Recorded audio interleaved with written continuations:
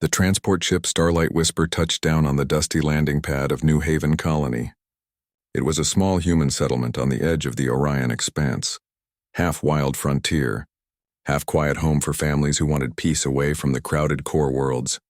From the shimmering blue doors stepped Lyra, an alien woman from the planet Erethan Prime. Her skin had a soft silver tone that caught the sunlight, and her large violet eyes blinked as she adjusted to the planet's atmosphere. In her hands, she held a small crystal box that contained the official papers of her marriage contract. Lyra had spent the whole journey imagining her new life. According to the agency, her intended partner was Captain David Harlow, a widowed engineer with 2 children. The profile had said he was kind, hard-working, and lonely after the loss of his wife years ago. Lyra thought she was coming to heal his heart and build a family together. She took a deep breath, her heart beating fast with hope and fear. "All right, Lyra," she whispered to herself. "This is it. Your new home." The colony was quiet, with only a few small ships parked nearby and children playing near the solar domes. Lyra followed the directions on her wrist pad until she reached a modest white stone house with green shutters and a small garden. A metal sign near the door read, "The Harlows." Lyra smiled nervously and pressed the door chime. Moments later, a young girl opened the door. She had messy brown hair, bright blue eyes, and a curious look on her face. "Hi," the girl said. "Who are you?" "Are you from space?" Before Lyra could answer, a boy a few years older came running from inside. "Mia, don't open the door for strangers," he scolded. Then he froze when he saw Lyra. "Whoa. You're an alien." Lyra gave a small bow, her voice calm and gentle. "Yes, I am. My name is Lyra. I'm looking for Captain David Harlow." "Is he home?" The 2 children looked at each other, confused. "That's our dad," the boy said. "But why are you looking for him?" Before Lyra could respond, a man's voice came from inside. "Max, Mia, who's at the door?" David Harlow appeared in the doorway, wiping grease from his hands onto a rag. He looked exactly like his profile photo. Strong build, short dark hair, kind but tired eyes. The moment he saw Lyra, the rag dropped from his hands. "Wait, Lyra?" he asked slowly. "That can't be—" "Yes," she said softly, holding up her crystal box. "I am Lyra of Erethan Prime. I've arrived as your registered companion through the Orion Relationship Exchange." David's expression changed from surprise to shock. "Oh no," he muttered under his breath. "This has to be some kind of mistake. I canceled that program years ago." Lyra's smile faded. "Canceled?" He sighed, rubbing his forehead. "Yes, after my wife passed away, I was lonely. I signed up for the exchange, but I changed my mind later. I never thought the request went through. I'm sorry, Lyra, this isn't your fault." The words hit her like a cold wind. She had traveled across galaxies for this, leaving her home, her family, and her old life behind. Now she stood on a strange world with nowhere to go. The kids looked from their father to Lyra, their faces full of confusion. "Dad," Mia asked quietly, "is she supposed to live with us?" David knelt down beside his daughter. "No, sweetheart. There's been a mix-up." Lyra didn't know. Lyra lowered her gaze, holding back the ache in her chest. "I see. Then I will find another place to stay." She turned to leave, but a small voice stopped her. "Wait," Mia called. "You can stay here tonight. It's not fair to send you away. Right, Dad?" David hesitated. His sense of duty won over his confusion. "All right," he said. "You can stay in the guest room until we figure this out." Lyra nodded, her voice soft. "Thank you." That evening, the Harlow house was filled with quiet tension. David sat at the kitchen table trying to contact the exchange agency, while Lyra helped the children with their homework.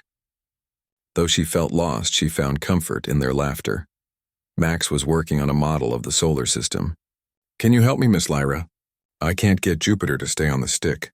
Lyra smiled gently. "On my planet, we use energy orbs for school projects." She placed her hand near the model and a soft light flowed from her palm.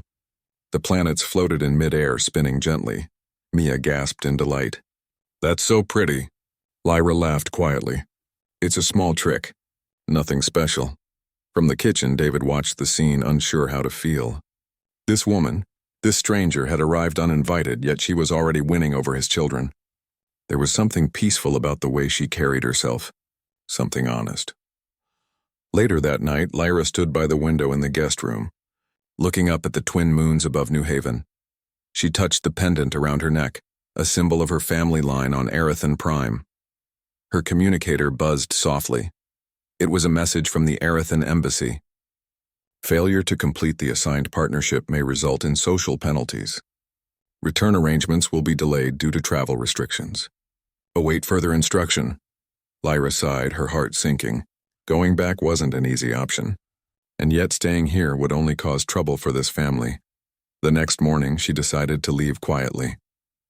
But as she reached the door with her small travel bag, Max and Mia were already waiting for her. "Are you leaving?" Max asked. "Yes," Lyra said gently. "Your father has enough to worry about." "I should not be a burden," Mia grabbed her hand. "But you're not a burden. You helped me fix my reader, and you told us stories about the stars." Lyra smiled sadly. "You two are very kind. But your father is your family. I am just a guest." Before she could open the door, David appeared. "You're not going anywhere yet," he said firmly. "The agency still hasn't answered. And I can't let you walk out with no money or place to stay." Lyra met his eyes. "You are very kind, Captain Harlow.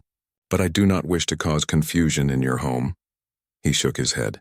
"Look, I don't know how all this happened. But my kids clearly like you and you've done nothing wrong. So until we sort this out, you're welcome here." Mia clapped her hands.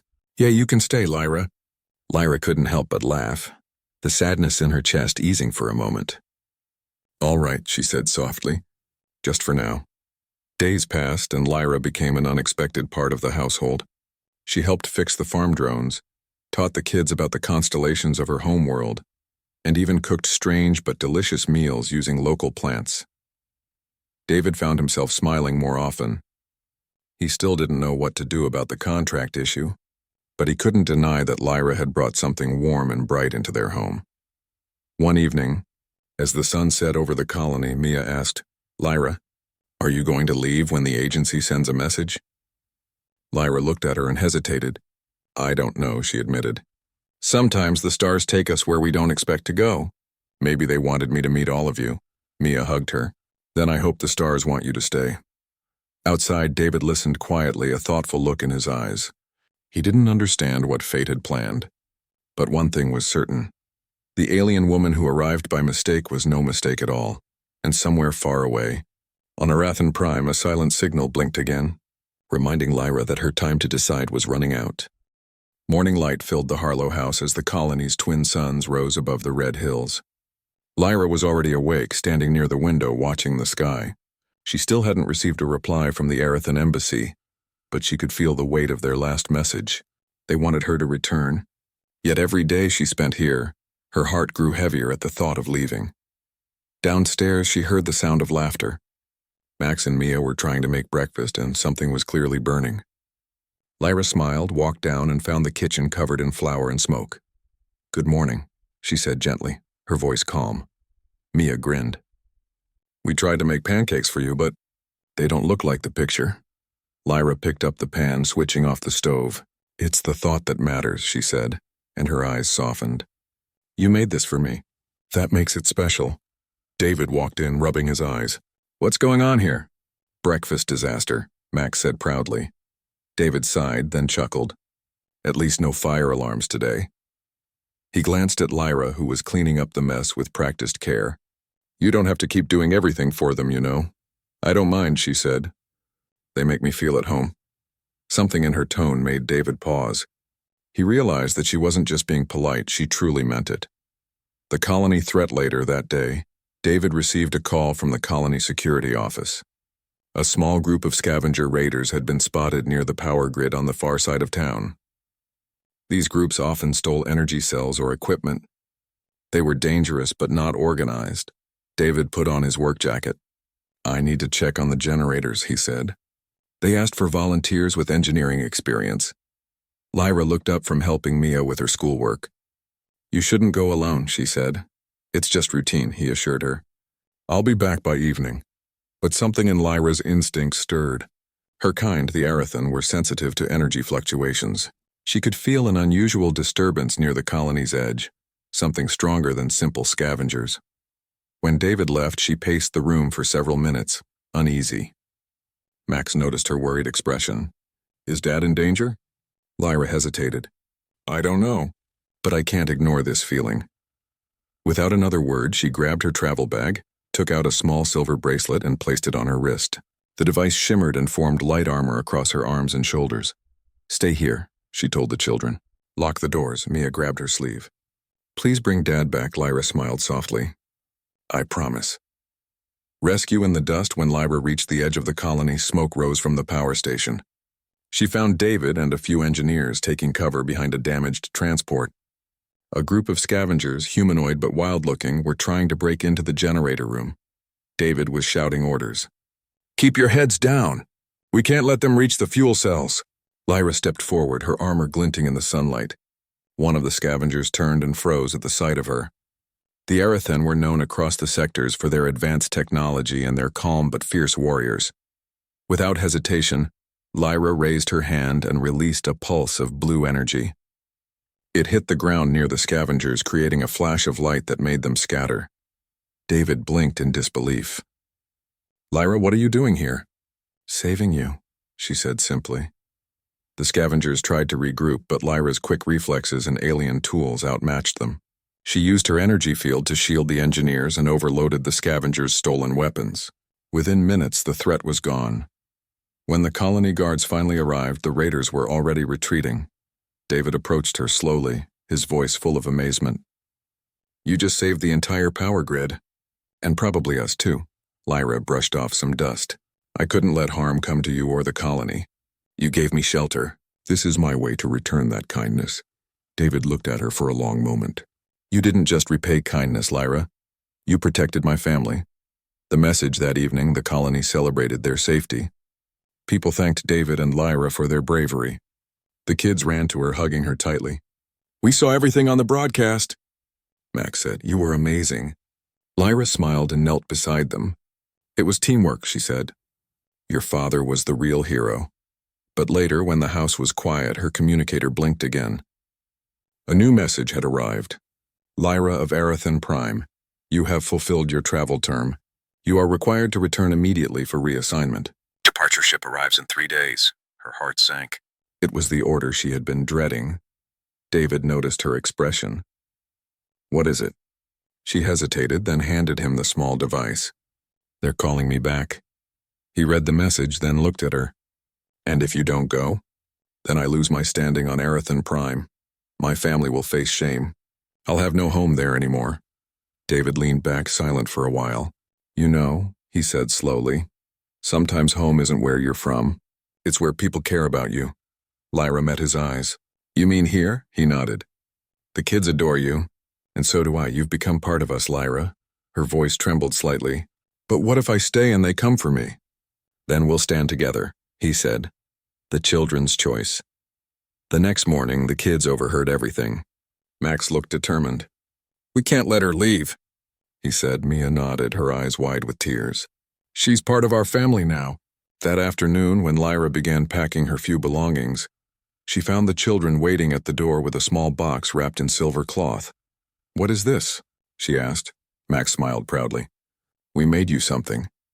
Inside was a handmade model of their house carved from scrap wood and painted with stars. On the roof they had written, Home is not from where you came, but where you are loved. Lyra's eyes shimmered. She hugged both children tightly. You two are far wiser than you know, she whispered. Departure day. When the transport ship arrived, Lyra stood with her bag near the landing pad. The wind carried the hum of the engines as the ramp lowered. An Erethen officer stepped out holding a data slate. Lyra of Erethen Prime, he said formally. You are scheduled to return. Please confirm boarding. She looked back. David stood behind her holding the children's hands. They were waving, trying to smile but fighting tears. Lyra turned to the officer. I cannot return, she said quietly. My path has changed. The officer frowned. You understand the consequences? Yes, she said. But I have found something more important than rank or duty. She pointed toward the family. I have found belonging. The officer sighed but nodded respectfully. Very well. Your choice is recorded. He turned and left without another word. As the ship lifted off, Lyra stood watching it disappear into the clouds. She felt free and a little scared, but also sure that she had made the right choice. A new beginning. Weeks passed and Lyra became a true part of the colony. She worked with David repairing machines, taught alien science at the local school, and even planted glowing Arathan flowers around the house. The garden shimmered softly every night, lighting the yard in peaceful colors. One evening, the family sat outside under the stars. Max leaned against Lyra's arm. "Do you miss your planet?" he asked. Lyra thought for a moment.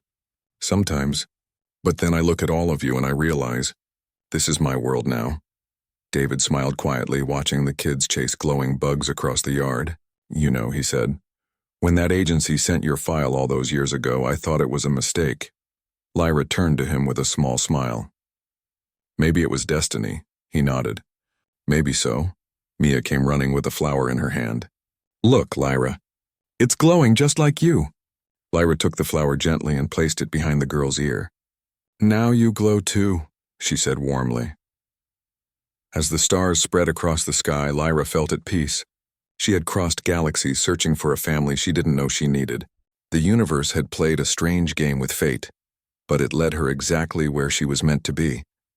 And in that small house on the edge of the Orion expanse, a human father, his 2 children, and one brave alien woman built a new story together. Proof that family isn't about where you come from but where you choose to stay.